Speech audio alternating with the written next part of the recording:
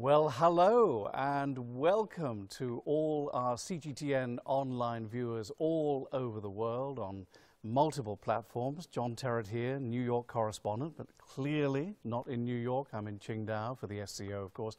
And I'm actually at somewhere really rather special. I'm high up in the Laoshan Mountains, about an hour outside of the city centre at the Qingdao campus of the Shandong University. And we're in the library building here. And what we wanted to do was to try and show you what an international city Qingdao really is. And so later on, in the next half an hour or so, you're going to be meeting 4 fantastic students from the university who come from France and Kenya, and 2 of them from Russia. But first up, let's meet Daniel Bell. Daniel, and I have to read this to get it absolutely right. Daniel is the Dean of the School of Political Science and Public Administration here at Shandong University, Qingdao campus. And you've been associated, you're Canadian from Montreal originally, right? Yes. So there we go, a link to Canada off the bat. But you've been associated with China for, I think, 15 years or so, right? Right. So I moved to Beijing 15 years ago, and I've been here now 2 years. Yeah. And you like Qingdao? It's a lovely city. Beautiful. I mean, the city itself, arguably, it's the most livable city in China. And it's both modern and also there's a strong attachment to tradition. In this sense, it's different than Shanghai, which is modern but without the attachment to tradition. Yeah. So you've really been in 3 Chinese cultural centres. Hong Kong when it was under British control, then Beijing, the capital, and now right out here on the coast. Many of us are wondering, is this sea mist that has been persisting for the last couple of days, is that common around here? The sea mist, the sea fog. Yes, the sea mist is quite common, usually in the morning and sometimes at night, but usually it clears up in the day. As you can see, I have a beautiful day today. Yeah, it appears to be burning off quite nicely now. We can see out of the door. And you were telling me that this whole university, this whole space, this is the biggest library in China, apparently, and the whole university is essentially brand new. Right, so it's the biggest library in terms of square footage in Asia. Not in terms of the number of books. Not yet.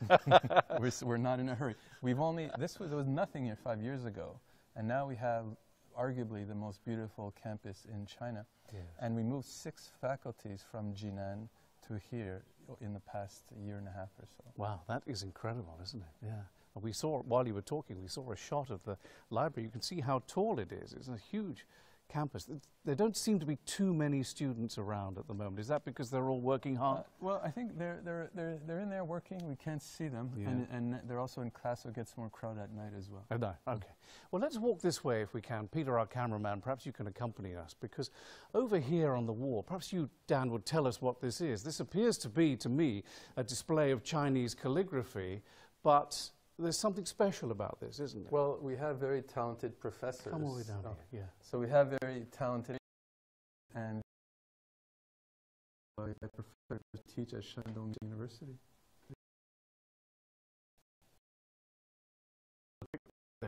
I don't know whether we can just pan back to this one here, but this is a beautiful painting which shows a cockerel on top of a rock, as you can see.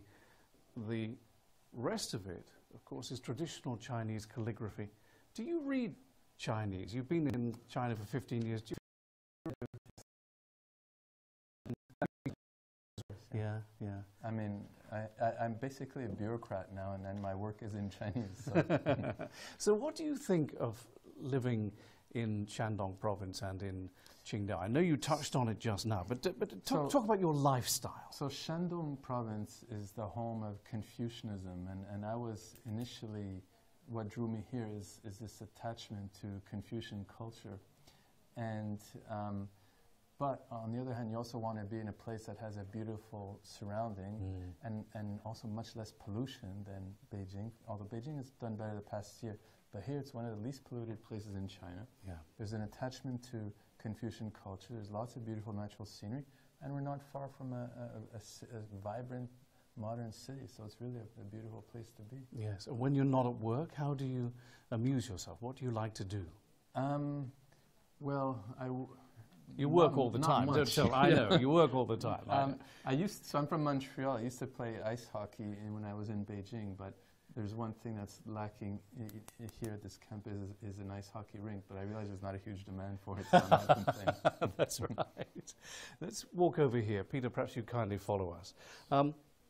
I know that the SCO hasn't really touched your life too much. It's been building up for the last couple of weeks. I know that you have not been into the centre of town to see what's going on down there.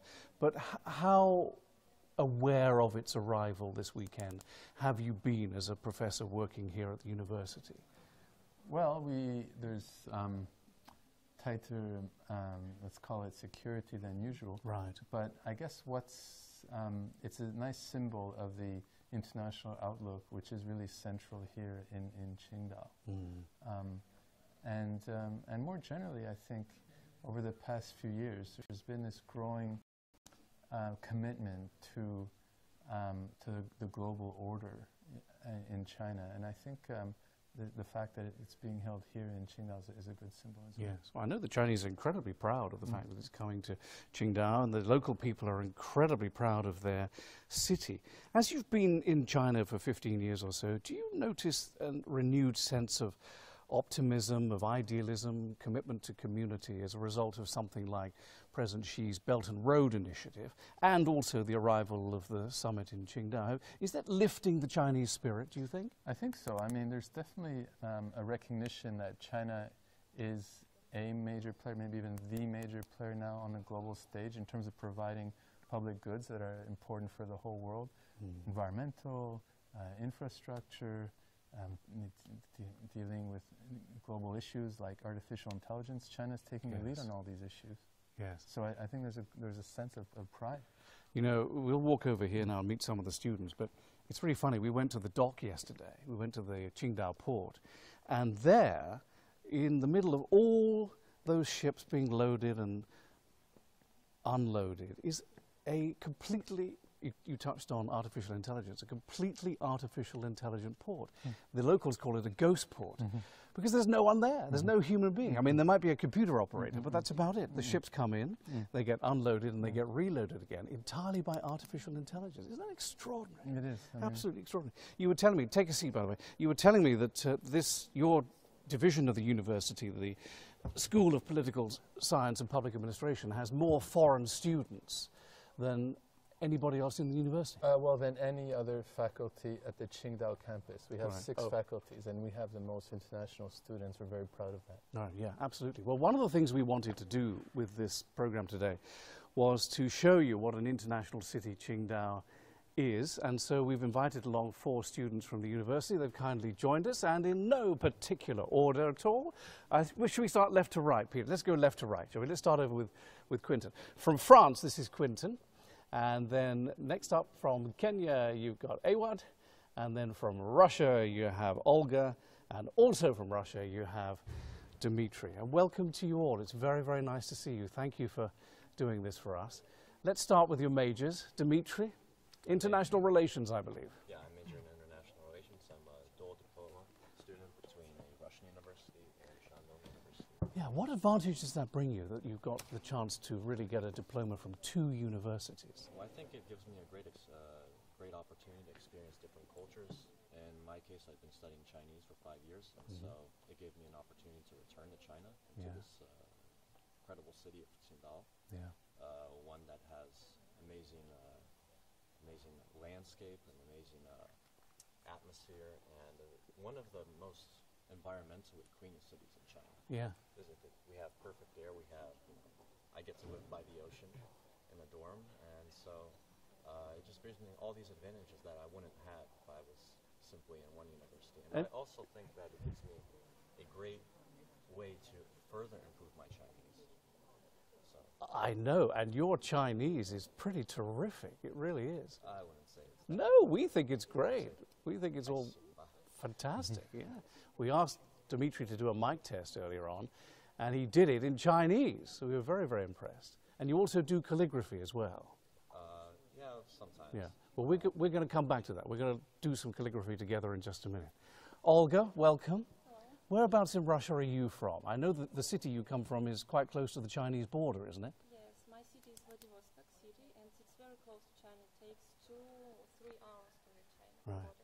And the first time when I was China, it was like 10 years ago, maybe more than 10 years ago. Right. And for me, it was like travel to really another world, because everything was like, it was spicy food, Right. and crowds of people. But I really liked this atmosphere because it was much different from life in my city. Yes.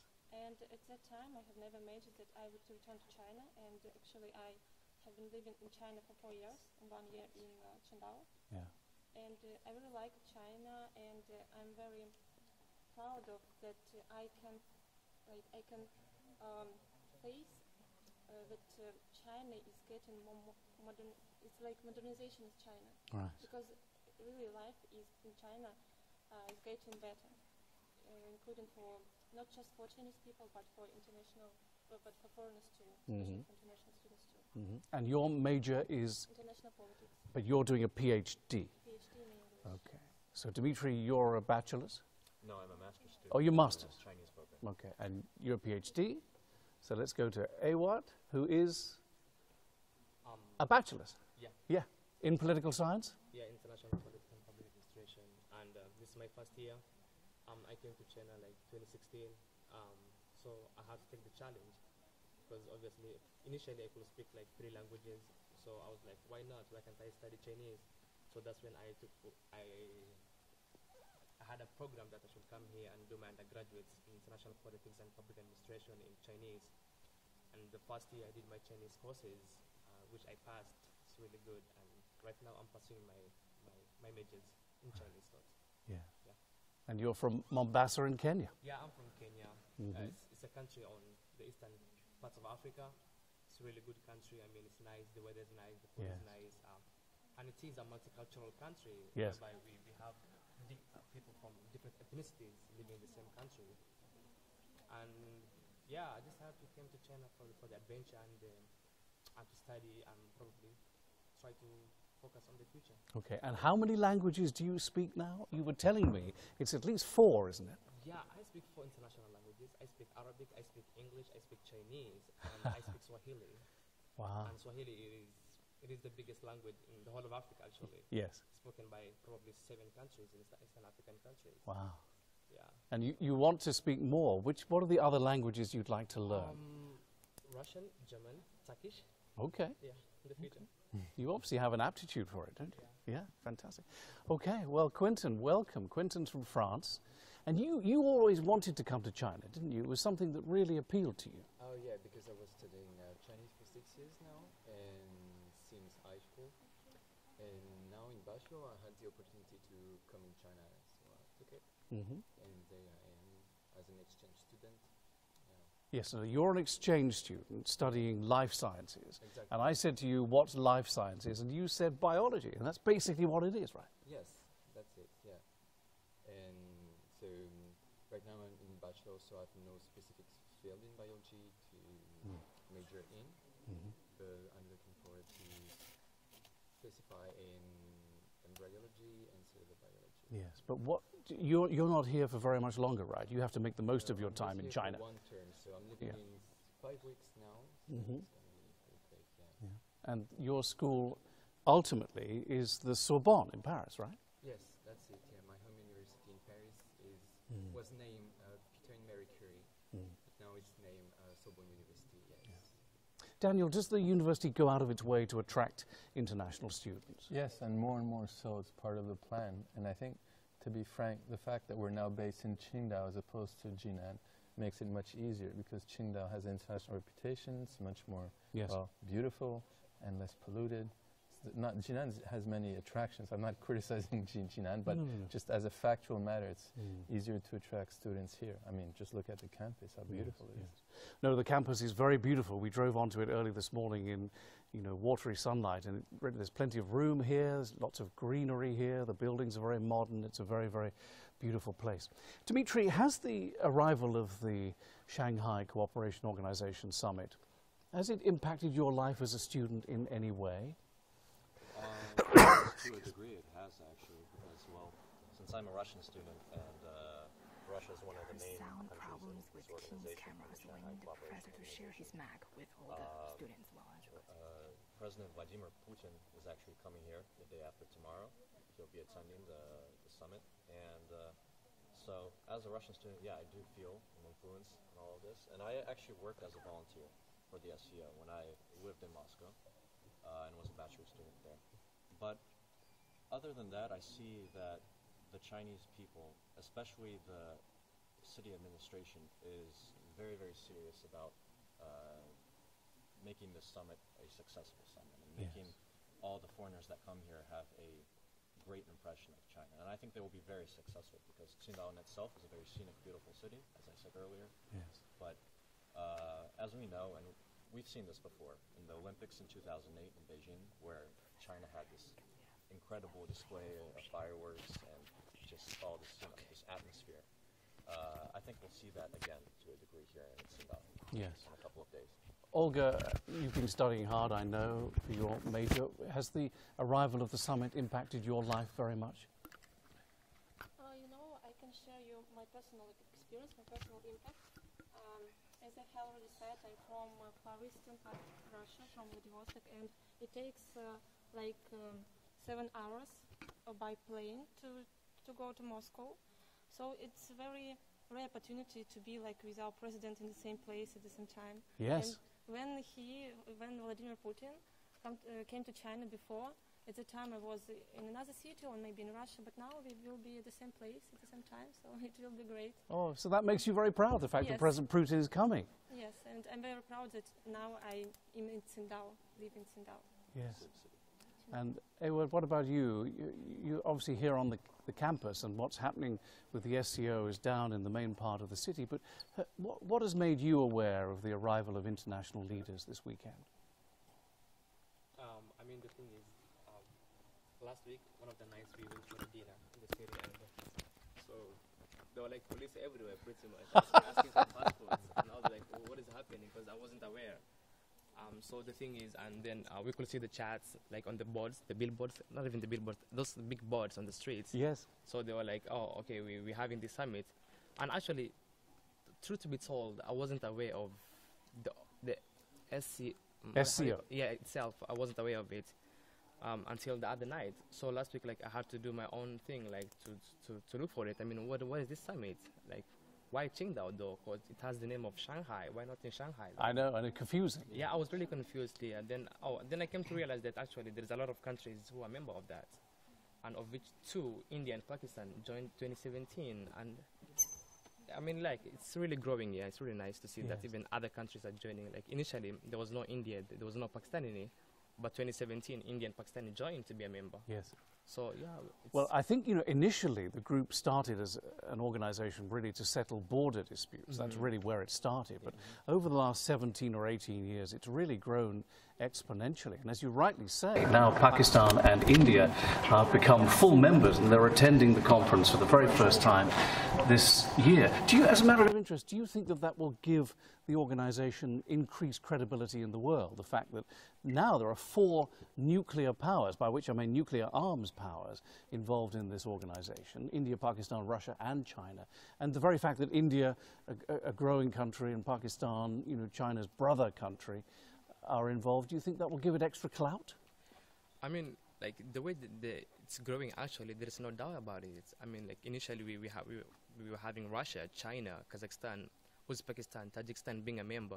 And right now, to the addition of Pakistan and India, I mean, anything could happen. I mean, yeah, we could see that the organization itself is growing.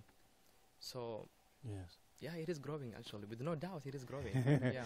And Quinton, just quickly, have you had any impact in your career here at the university because of the arrival of all of us and all of the world leaders? Yeah, I mean, it's pretty much the same, much restriction about security in Qingdao, so it's more complicated to go in this downtown of the city. But still, it's quite easy to get there and to visit the city again, because I don't know really much this city, because I went there 3 months ago, so I can still go there, and there is a lot of shows there, fireworks and stuff. And well, it's good. Thank you all very much. Now, we're going to take a little pause here, and Dimitri and I are going to work together, because Dimitri is very good at Chinese calligraphy. And we're going to talk about this now. So the rest of you could just stay there, and we'll come over here to this little calligraphy table. Now, I want to be absolutely clear. You didn't need to learn Chinese, and you didn't need to learn calligraphy as part of your international relations course, did you? You did it because You were just generally interested, right? Yeah, I just found it interesting. I think calligraphy is a really big part of Chinese culture, and that's something I've always been interested in. So I wanted, just study some ways how you can make beautiful art, because calligraphy in itself is not just Chinese writing; it's a way of art. Right, right. So do you mind me asking, how on earth do you start? Where do you, when you haven't done it before, where do you actually start? Well, you start off with just, I mean, my way of just doing it is, starting off by writing simple words that, you can always start off just simply by writing your name. Okay. So Well, shall we do that now? Yeah, we can do that. I mean, my Chinese name would be Te Li, so I would go like this. I think it's a little bit thick, but it'll get better with time. That would write something like Russia, I guess, for example. This is your name. Yeah.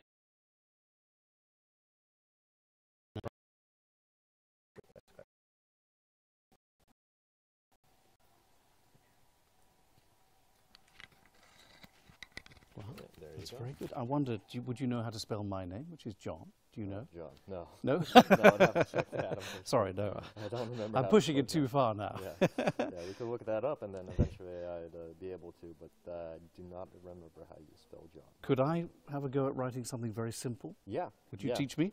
Why don't you write China? Very simple. China. Mm-hmm. So dip the, what is this? Is this ink? Or even better, you could write SCO. Yes, yeah, let's do that. Yeah, that's good, that's easy. good. I like that. That's an easy one, actually. Is this ink? Yeah. Yeah, yeah, okay. So, put a little line like this. Little line there.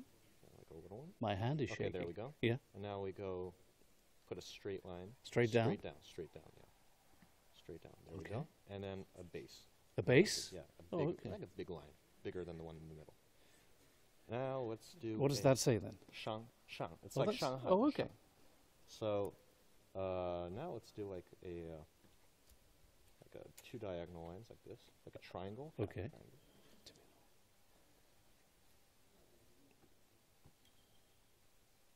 A line right there. Straight Straight line, yeah. Okay. Yeah. And then a square. A square? Yeah.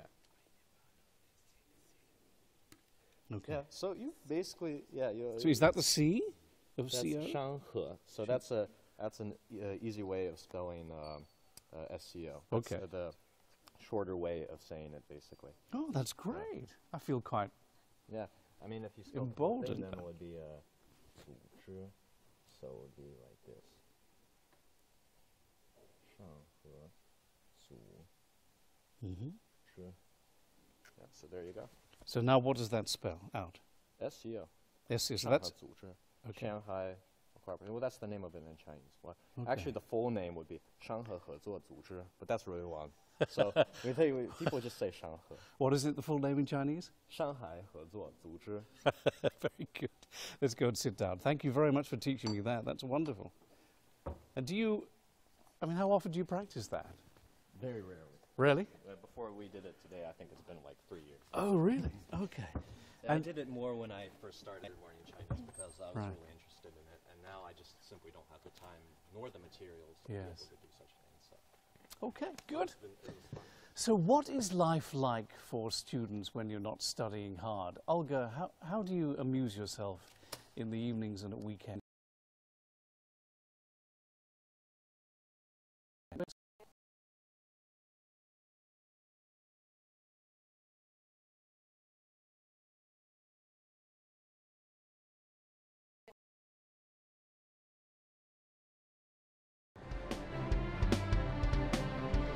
Eight Asian countries with different features and traits, all sharing the same vision of peace, cooperation, and connection. 共同开创地区合作新气象。 Driven by the Shanghai spirit, and with 2 new members on board, the SCO is ready to embark on a new journey. Watch CGTN for our special coverage of the SCO Summit from Qingdao.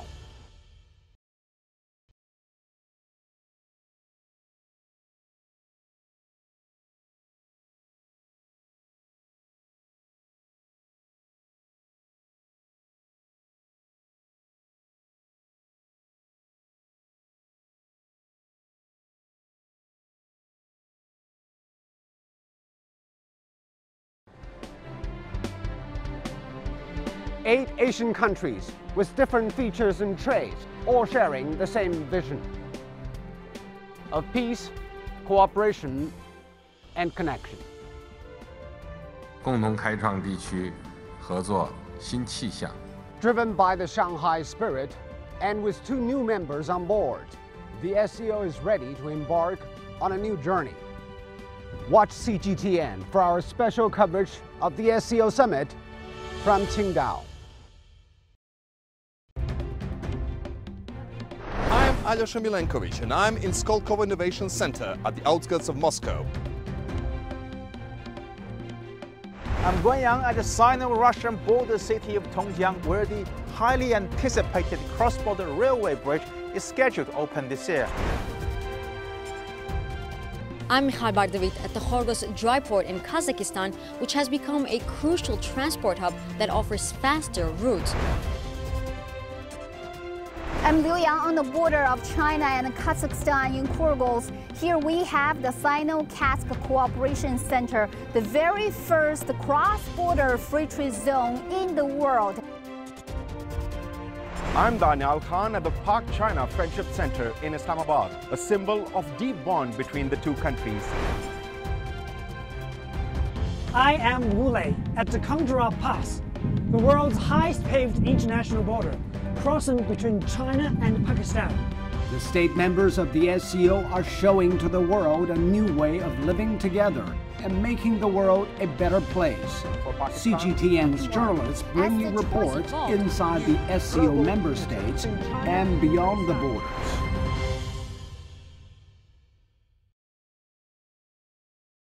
We're now in Qingdao, A dynamic coastal city in the eastern part of China.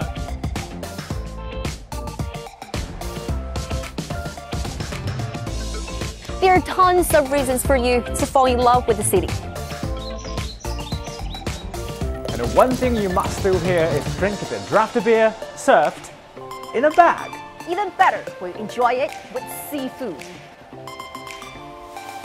Prosperous and smart city is going to be the host city for the Shanghai Cooperation Organization Summit in June. And that's a reason for that. Trade volume between Qingdao and the SCO countries last year exceeded 39 billion yuan. A state-of-the-art studio is now underway. And here we will bring you a comprehensive coverage on the SCO. Get all updates And to follow us on all the platforms of CGTN.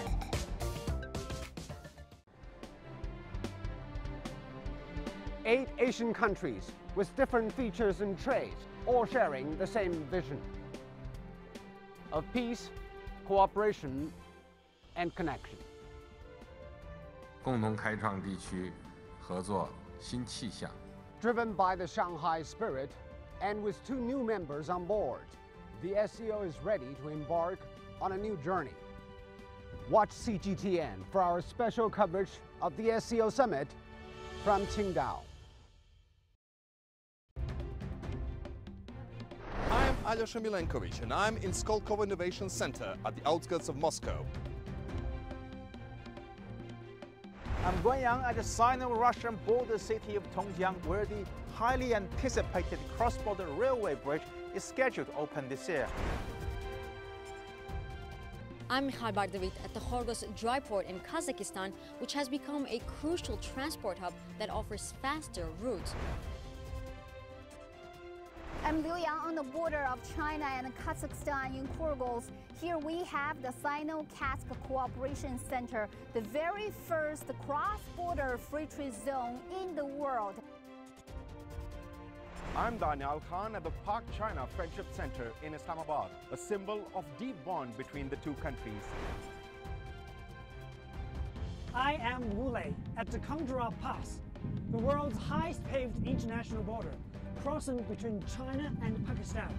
The state members of the SCO are showing to the world a new way of living together and making the world a better place. CGTN's journalists bring you reports inside the SCO member states and beyond the borders.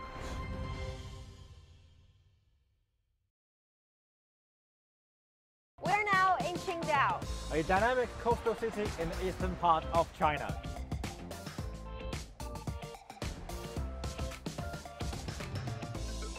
There are tons of reasons for you to fall in love with the city.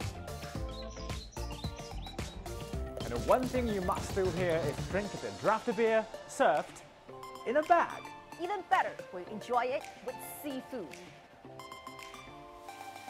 Prosperous and smart city is going to be the host city for the Shanghai Cooperation Organization Summit in June. And that's a reason for that. Trade volume between Qingdao and the SCO countries last year exceeded 39 billion yuan. A state-of-the-art studio is now underway. And here we will bring you a comprehensive coverage on the SCO. Get all updates. And to follow us on all the platforms of CGTN.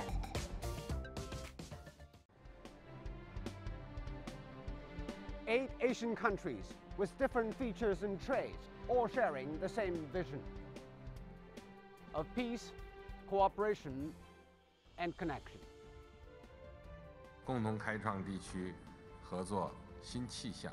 Driven by the Shanghai spirit, and with 2 new members on board, the SCO is ready to embark on a new journey. Watch CGTN for our special coverage of the SCO summit from Qingdao. I'm Alyosha Milenkovic, and I'm in Skolkovo Innovation Center at the outskirts of Moscow. I'm Guanyang at the Sino-Russian border city of Tongjiang, where the highly anticipated cross-border railway bridge is scheduled to open this year. I'm Mikhail Bardavit at the Khorgos dry port in Kazakhstan, which has become a crucial transport hub that offers faster routes.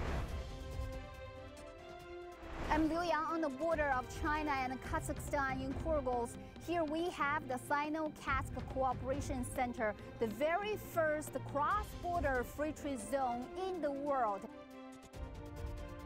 I'm Daniel Khan at the Pak-China Friendship Center in Islamabad, a symbol of deep bond between the two countries. I am Wu Lei at the Qingdao Pass, the world's highest paved international border, crossing between China and Pakistan. The state members of the SCO are showing to the world a new way of living together and making the world a better place. CGTN's journalists bring you reports inside the SCO member states and beyond the borders.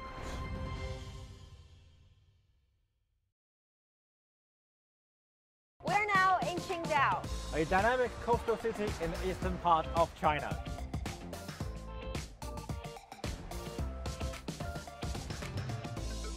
There are tons of reasons for you to fall in love with the city. And the one thing you must do here is drink the draft beer served in a bag. Even better, we enjoy it with seafood. Prosperous and smart city is going to be the host city for the Shanghai Cooperation Organization Summit in June. And that's a reason for that. Trade volume between Qingdao and the SCO countries last year exceeded 39 billion yuan. A state-of-the-art studio is now underway. And here we will bring you a comprehensive coverage on the SCO. Get all updates.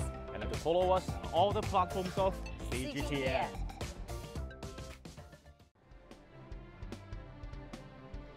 8 Asian countries with different features and traits, all sharing the same vision of peace, cooperation, and connection.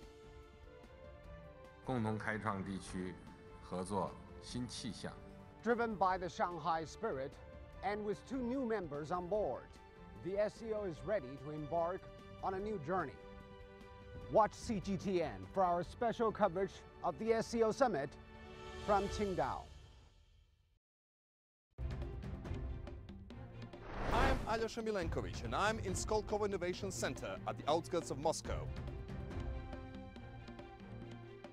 I'm Guanyang at the Sino-Russian border city of Tongjiang, where the highly anticipated cross-border railway bridge is scheduled to open. I was talking to Arwed, who's from Mombasa in Kenya. By the way, I've been to Mombasa. It is the warmest sea I've ever swum in. It's heaven.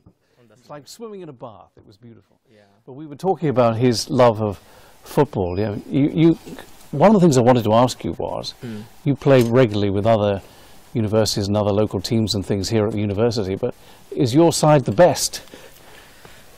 Yeah, so far so good. We played 6 matches. We won 5, we lost 1. And the one we lost was last week. we played against a nearby campus, a nearby technology campus, and they beat us 6-1. They were really good. I mean, those guys were super fast, super athletic, tall. I mean, like even the average one was 5'9". They were tall people. They were nice. Yeah. So we defeated. We lost. Yeah. Basically, we lost. But Kenya, football is very important in Kenya, isn't it? It is, but we've never been to the World Cup. Yeah, we've never been to the World Cup, and if we go to the World Cup, that would be a dream come true for the country.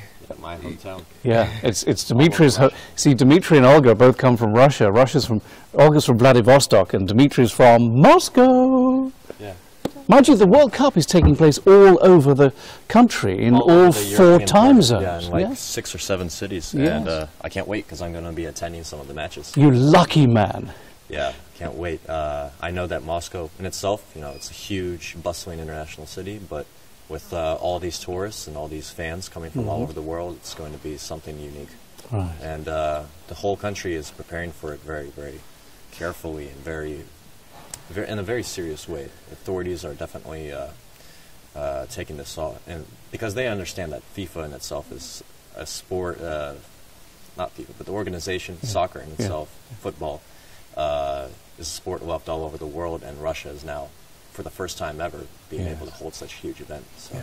Yeah. Well, we at CGTN are going to be covering the games as they happen and giving you the results. Olga, do you like football too? I'm not football fan, but really I'm very proud that Russia will have this this event, and all my friends from Russia just are talking about this event. It's like the same as all the news here is about Shanghai Cooperation Organization Summit, but all the news in Russia is about this football cup, and one my friend actually will attend it. Yes. And some Chinese companies are sponsors of this event, like Hisense and Vivo. And one time, our university organized for us an excursion to Hisense, headquarters, and everything, it was written like Russia 2018, and it's some subway station. Also, there is a huge billboard, and it's written Russia FIFA 2018. Fantastic. And I know that a lot of Chinese people will go to Moscow and to some Russian cities to attend this event. It's funny, isn't it? Because I think, everybody's talking about the SCO in Qingdao right now, and this city is beautifully decorated with flowers and beautiful shrubs all the way from the airport into the city center, and all the focus is on the Shanghai Cooperation Organization Summit right now. But then when that ends on Sunday, it's going to move on to Singapore and the summit between President Trump and President Kim Jong-un, and then it's going to be the World Cup. Everybody will be talking about the World Cup. Give the microphone, if you will, to Quentin, because I haven't spoken to you too much, Quentin. But you were telling me that, just again to demonstrate what an international city Qingdao is, it has a French bakery. Yeah, exactly. Yeah, because, when you're in China, living for a long time there, sometimes you miss your hometown food. Yes. So you try to buy some in some shops. So there is big shops where you can find a lot of imported products there, and you can go to have a good breakfast in a French bakery near to the famous place Guangchong in the downtown of Qingdao. Yeah. And I never asked you, whereabouts is home for you in France? I know you're studying in Paris, but is that home as well? No, I'm from Brittany, a little region in France. Yeah. Brittany is one of the most beautiful parts of the world. A beautiful.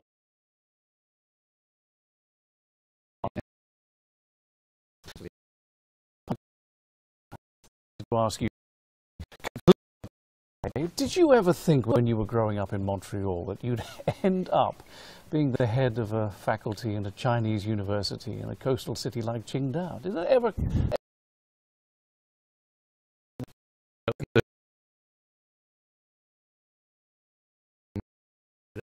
End up in China. The only thing I knew about China was that it had good, what I thought was Chinese food, but it turns out that what I thought was Chinese food in Montreal is not really Chinese food. That is the interesting thing, isn't it? I know. Chinese food is served in restaurants all over Europe and all over America, and it's different to the food that we get here. I don't know why that's happened. I don't know how that's happened. Well, one more plug for Qingdao. We have arguably the best seafood in China. Yeah, and it changes all the time. Tell me Every more. week there's a new kind of shellfish or a new kind of fish. So that's also one of the great, for seafood lovers, it's really as close to paradise here. Yes. Well, we went to a restaurant the other day and did one of these from a seafood restaurant. There were eels swimming around and crabs and lobsters, every kind of seafood you could possibly want. And you say it changes with the seasons. It's very seasonal, right. Really? I mean, now there's less fish because for environmental reasons, there's not allowed to have deep sea fishing. But there's other kinds, especially new kinds of shellfish now. Yes. Okay, we'll put the microphone over to Dimitri, because you know, the other thing about Qingdao that it's very famous for is beer. And I'm choosing you to tell me about beer. Do you like the Qingdao beer? Qingdao?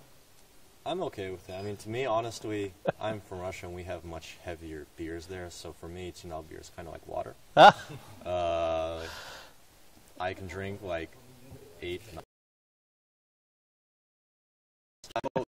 You go to the bathroom like every 20 minutes, 30 minutes or so.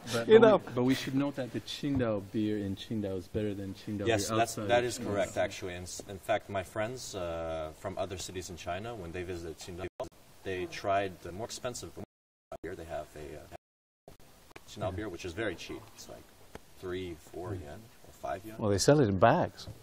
And they also have the homegrown version, which is the one sold in bags. And I tried that, and it's much heavier. Right. It's actually, I would consider that to be more like German beer. Because this is a city, obviously, with German heritage. Yes. And the factory, actually, where they made the beer was built by Germans. Yes. I'm not sure if they distill it in the German way still, but I definitely know that they have special varieties that basically are the same, are made in the same way as before. Well, let's wrap this up finally by just asking you all what you hope to do with your career and your lives. You've wonderful, wonderful opportunities. You're all studying at the highest level in one of the best universities in China. So, Dimitri, I know you have a link to Washington, D.C. Do you think you might end up there? My goal is to be able to... and connection. 共同开创地区合作新气象。 Driven by the Shanghai spirit, and with 2 new members on board, the SCO is ready to embark on a new journey. Watch CGTN for our special coverage of the SCO Summit from Qingdao. I'm Alyosha Milenkovic, and I'm in Skolkovo Innovation Center at the outskirts of Moscow. I'm Guanyang at the Sino-Russian border city of Tongjiang, where the highly anticipated cross-border railway bridge is scheduled to open this year. I'm Michal Bardavit at the Khorgos dry port in Kazakhstan, which has become a crucial transport hub that offers faster routes. I'm Liu Yang on the border of China and Kazakhstan in Kurgos. Here we have the Sino-Kazakh Cooperation Center, the very first cross-border free trade zone in the world.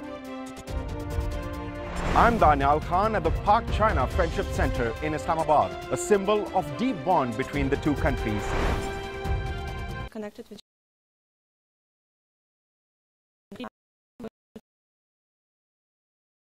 crossing between China and Pakistan. The state members of the SCO are showing to the world a new way of living together and making the world a better place. CGTN's journalist. Yeah, probably I'll keep studying till PhD level. Yeah. Be a football.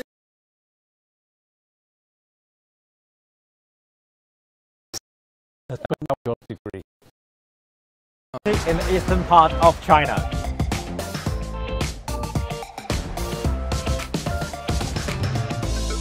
There are tons of reasons for you to fall in love with the city. Be able to travel everywhere and speak many languages. Okay. That's a dream. Well, the very best of luck to all 4 of you. Thank you for your kindness today, coming to see us and taking part in this. Quinton and Awed and Olga and Dimitri and Professor, thank you very much. It's wonderful to meet you all. You're living in a wonderful city. Enjoy the rest of your time here. And so from all of us in Qingdao, it's goodbye.